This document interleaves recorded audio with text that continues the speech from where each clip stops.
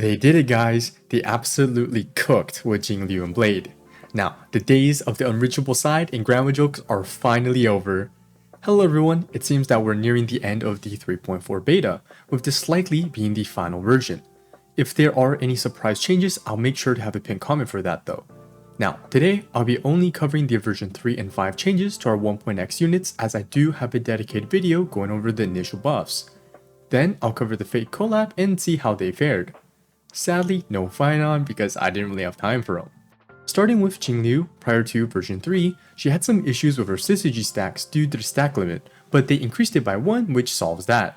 Now, version 3 had a massive buff for her talent, which after allies lose or consume HP 20 times, she gets another syzygy stack. Yeah, she can now basically have 100% uptime in her form, assuming the right teammates or scenario. Now, this has a lot of implications, which I'll just list out to save time. 1. She has little to no downtime, which means a big damage increase. 2. Because she's in her form permanently, she's gonna use even less SP, if not 0 in certain scenarios. 3. Her gaining stacks not on her turn can mess up the speed tuning, as you may action advance at the wrong time. 4. Prior to version 5, her trace 2 became kinda useless, and E6 not the most useful, as you should be permanently in her form, not to mention her useless trace 1. And guess what? They fixed all of it in version 5. Firstly, her trace 1 is finally useful, as they moved her old trace 3 into it. Trace 2 now gives you a more energy with her enhanced skill, which is great. While the 15 additional energy for normal skills is also great, it's pretty useless if you never leave her form. Trace 3 now rewards you with 25 defense shred if you can keep her at max syzygy stacks. This likely won't trigger too often if you're using a -1 setup with an action advancer, and actually incentivizes you to use a slow Jingliu if you want to utilize it, of course. Now, maintaining max stacks with Jingliu may be fairly difficult, but S1 Hyson, or enemies that attack a lot, can definitely help this out. E6 now gives 2 syzygy stacks when you enter her form, which can be good for those who can't maintain her stacks, but pretty useless for those who can. But she got an additional 10 res pen, which is fantastic though. Combined with the rest of her changes, she easily sits in 0.5 tier and can be tier 0 in the right setting. Moving to Blade, in version 3, his fairly useless trace 2 was changed to gain tally from ally heals. This was primarily targeted at his E1, as he could have issues getting the tally stack before reset. Now, this honestly is not the biggest buff, as 25% is fairly low, and here's a quick example. A 3300 heal from Gallagher for a 7000 HP Blade is only around a 13% tally. Moving to version 5, Blade's taunt value via his skill has increased from 500 to 1000.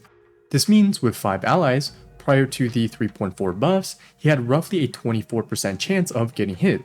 Then, with the 500% aggro from version 1, it became a 65%, and with version 5's buff, it's now 77.5%. This is great, not much else needs to be said. Now, his fairly weak trace 1 has moved into his trace 2, which means he has a real trace 1 now. When Blade uses his ult, his tally is now reset to only 50% instead of a full clear. Now, this only really affects E1 handlers, but it's a really big buff for him.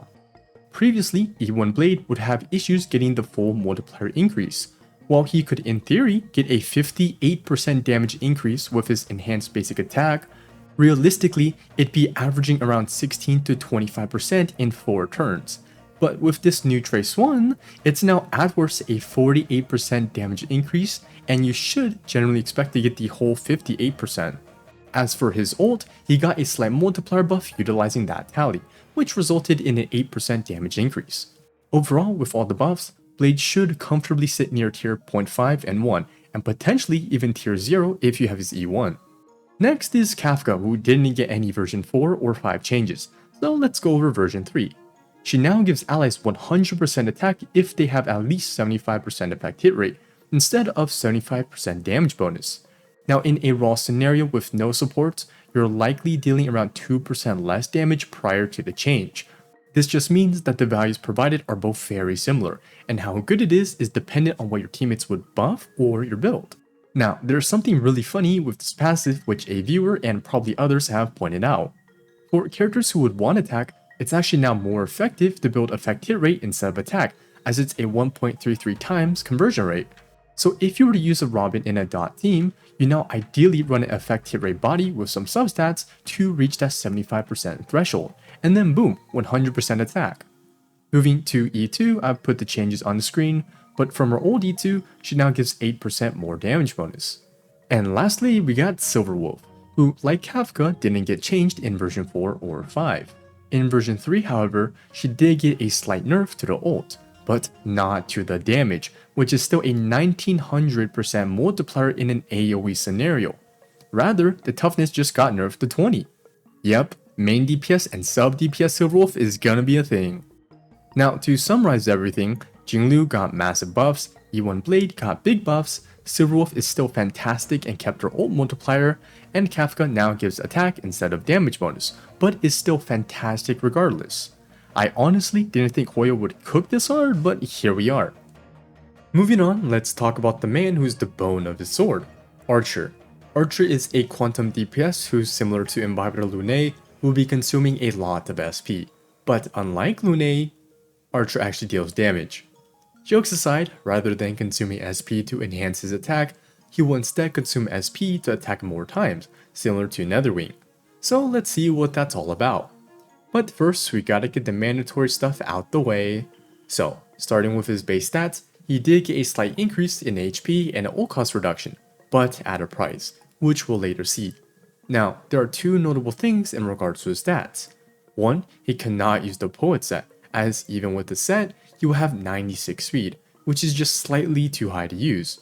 And two, he actually has a very low base attack, being at the bottom of most 5 stars, but the top of the 4 stars. In regards to his traces, he did get an additional 18% attack, which is really good as he doesn't get any in his base kit. Moving to his skill, this is where the magic happens. When Archer uses his skill, he consumes 2 skill points and shoots 1 shot, which deals 360% of Archer's attack, which was nerfed by 10% in version 5. Now, doing this, Archer enters the circuit connection state, which rather than ending his turn, allows Archer to consume more SP to shoot more shots. Now, the circuit connection state prolongs his turn, rather than giving him an extra turn. The main difference is that you can use an ally ult during this time. So, for example, and using Sparkle, if you happen to be capped at 9 skill points, you can shoot 2 Archer shots, consuming 4 SP, and then ult with Sparkle to gain back 4 skill points, and then just continue on firing. Now, every subsequent shot gives him an additional 100 damage bonus, which is what makes his OK multiplier deal really high damage. The main thing to note with this damage bonus is that the first shot does not get that damage bonus. As such, this really incentivizes you to do multiple shots in a row to capitalize on that buff, which caps out after 3 attacks. Now, looking at point Z, Archer will leave his state once one of these 3 conditions are met. Moving to his ultimate, Unlimited Blade. Jesus, what the hell was that? Anyways, Archer has a super simple ult. Here, he will deal 1000% of his attack to a single target, which was actually nerfed by 16% in version 3. But don't worry, the trade-offs were well worth it, as we'll later see. In regards to damage, while it still has the highest single target multiplier in the game, it actually does comparable damage to his fully amped up skill shot because it doesn't get that damage bonus from the skill. But as you may have noticed, he did have a 240 ult cost, but it was reduced to 220 in version 3.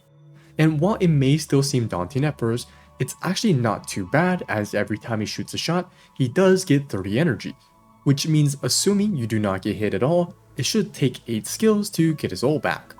Now, doing the head math, we can see that the energy buff did nothing at all, it still takes 8 shots.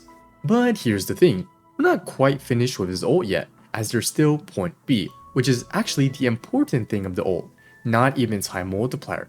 Now, what is this point B? Well, after using his ult, he gets 2 charges, called charges. Yeah, very original. Regardless, what do these charges do? Well, this leads straight to his talent, Mind's Eye. Here, every time an ally launches an attack, Archer launches a follow-up attack, which generates 5 energy and 1 skill point. So, with the help of these follow-up attacks, Archer now at worst would just need 7 shots instead of 8 from pre-version 3. But yes, he does essentially get 2 skill points every ult. In regards to the multiplier though, it has also been nerfed by 16%, but it doesn't matter too much as again, we're just here for the SP.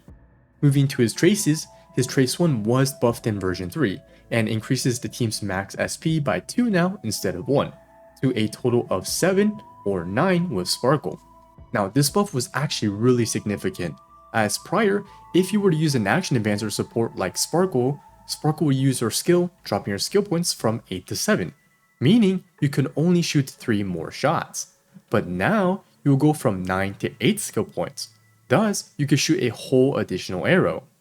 His Trace 2 gives him a charge when he enters battle, pretty boring. Moving to his Trace 3, when ally recovers skill points and you currently have 4 or more, Archer will gain 120 crit damage for 1 turn. This buff in crit damage from version 3 actually makes up for the damage loss from the multipliers, but will be around 5% less compared to version 2 when using someone like Sparkle. Now, looking at his kit, he gets an obscene amount of damage bonus and a good amount of crit in his base kit. As such, when building Archer, you should opt to get an attack orb and potentially even look at an attack body if you're using someone like Sparkle. Now, before moving to his Eidolons, let's quickly cover his technique, Clairvoyance. Here, Archer would deal 200% of his attack to all enemies, and gain 1 charge. It's okay. Now to his Eidolons. His E1, the Unreached Dream, lets Archer recover 2 skill points after 3 consecutive shots. This was changed in version 3, which while version 2 and 3 can both give Archer an additional shot for free, the buffed Eidolon actually gives him more flexibility as it can decide to save those 2 skill points for the next rotation. His E2 has been swapped with his old E4 and received a little buff alongside of it. Here, his ultimate reduces the enemy's resistance by 20% and also implants a quantum weakness for 2 turns. This is a really nice change as his skill is doing a majority of the damage, which the old damage percent from his ult wouldn't have really helped. And lastly, his E6, the Endless Pilgrimage. Here, Archer recovers 1 skill point at the start of the turn, which makes him go from very SP negative to slightly less very SP negative. But the main thing would be that additional damage bonus stack from the skill, and the defense ignore. So essentially, it gives him 100 damage bonus and 20% defense ignore. Overall, Archer has a really solid kit, and just completely revives someone like Sparkle and potentially Hanya due to how strong he is. And with the right team, he solidly sits along the other tier 0 DPSs, which is really great seeing how everybody's getting a free copy. The main thing is, you're gonna really want Sparkle if you want him to perform that well. Now, as you may have noticed, there's no inherent flaws in his kit that needs a light cone to fix, which is the first in a long while. Rather, he simply has a strong light cone, which gives him 16 crit rate and up to 80% attack for his skill. Next up is Saber, who compared to Archer is much more complicated, but still pretty simple. Saber is a wind DPS whose main damage will be coming from her ultimate. Now, due to its high cost, she will be very similar to Aglaya in a sense, where we really want to gain energy. Now, before we find out what that means, let's look at the base stats first. Saber got a really nice buff to her base attack, going from Bailu status to Fei Xiao levels, which is still very low. Her traces were actually really unique, being the first to have 4 different stats, but after version 2, they normalized it and removed the attack for the damage bonus, which is a very slight buff. Surprisingly, she doesn't have a full offensive spread, which even Archer got though. Moving on, we're actually going to start with Saber's talent, which will be very vital to her kit. Just know, Saber's kit will revolve around energy. Here, we have this new word called Core Resonance. There are multiple functions of Core Resonance, but the most important thing is that it directly converts to energy, with 1 Core Resonance being worth 8 energy. I'll refer to this as gray energy, and when combined with her normal energy, which I'll call green energy, she's then able to ult. Pretty simple so far. Looking at point B, we can see that Saber gets 60 damage percent for 2 turns, and 24 gray energy when an ally ults. Also, she gets 1 Core Resonance when entering battle, which isn't too impactful. I will put the version 3 changes on the screen, but won't be going over it as to not confuse people right now. Just know, version 3 took away some energy from Saber, but gave her more self buffs instead. Next, let's move to the most complicated part of her kit, her skill. When using Saber's skill, she will deal 300% attack in a blast environment. Now, here is where the path diverges. When Saber skills and does not reach 360 energy with the green and gray energy combined, she will instead gain 3 core resonance, which is buffed in version 5 from 2. This means one skill will be giving Saber 54 energy. Pretty simple so far. Now, if she does reach 360 energy with the green and gray energy, she will combine both energies and get her ult. This instance of the skill will also gain an additional 14% multiplier per stack for the skill. On average, expect around 14 core resonances before an ult, so it can be around a 44% damage increase on this particular skill. Now, the story isn't quite over yet, because we have to combine this with Trace 1. Saber will just gain 20 crit rate, but we're here for part B. When we enter battle or cast an ult, we gain a stack of mana burst. Now, there is only one function for this mana burst. When Saber casts a skill and reaches 360 energy, and also has mana burst, she gains 1 SP and a 100% action advance. Now, what you do with that action advance is up to you. You can either A, basic into ult, or B, ult into enhanced basic. Clearly, we haven't talked about these things yet, so let's talk about it. Saber actually has a really simple yet strong ult. Here, she will deal 280% of her attack to all enemies, and then do 10 random bounce attacks. Now, because her damage is AoE and bounce, it lets her thrive in AoE and single target scenarios. Good job, Hoyo! Now, depending on the scenario, the multiplier is ranging from 1380 to 2500%. Yeah, it's really damn strong. But here's the caveat. A 360 ult cost, the new highest in the game, beating even Aglaya.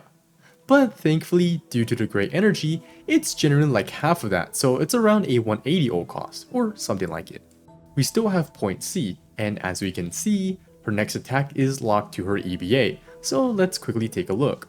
Her enhanced basic only lasts for 1 turn, and needs an ult to access it. Here, she will deal 150% attack to all enemies, gaining 30 energy and 1 skill point. This of course helps her skill point economy, but sadly, we don't get any extra gray energy. Now, this attack gives her an additional multiplier depending on how many enemies there are on the field, where the less enemies there are, the higher multiplier it will be, where it will deal 700% in AoE, 600% in a 2-target scenario, and 370% in a single target scenario. This just lets her scale better in single target, which is of course great. Version 1 I think had a typo with point C scaling, so there's that. Moving to her 2 remaining traces, her trace 2 lets her store an excess of 120 energy which she'll consume after she ults. Also, when entering battle, if she has less than 60% energy, she'll start with 60%. This of course is great for her as she has such a high ult cost, and it's just like Firefly and Aglaya.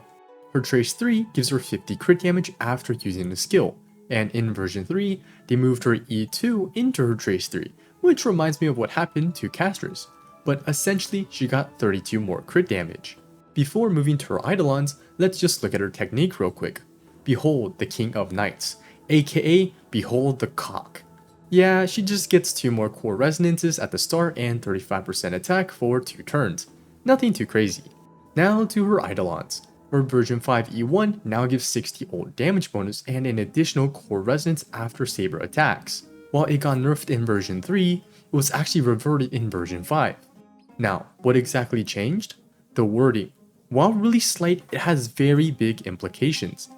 In version 3, it was actually nerfed to make her less versatile for 2 particular situations. For situation 1, if she somehow got an extra turn or attack, perhaps due to a future unit, she actually wouldn't get this core resonance. And in situation 2, if this core resonance gave her enough energy to ult, you actually can't immediately activate the ult, as you must wait for the turn to end, which can mess up your buffs or even the run. Thankfully, this was reverted to make her more future-proof. Now, for the rest of the Eidolons, I'm just gonna put them in the changes on the screen for a little bit, because I don't want to take up any more of y'all's time. Overall, Saber, like Archer, is very strong, tier 0 worthy as well. But similar to Aglaya, if she doesn't have the right teammates, her results probably won't be that good. You're gonna really want Sunday or Huohuo.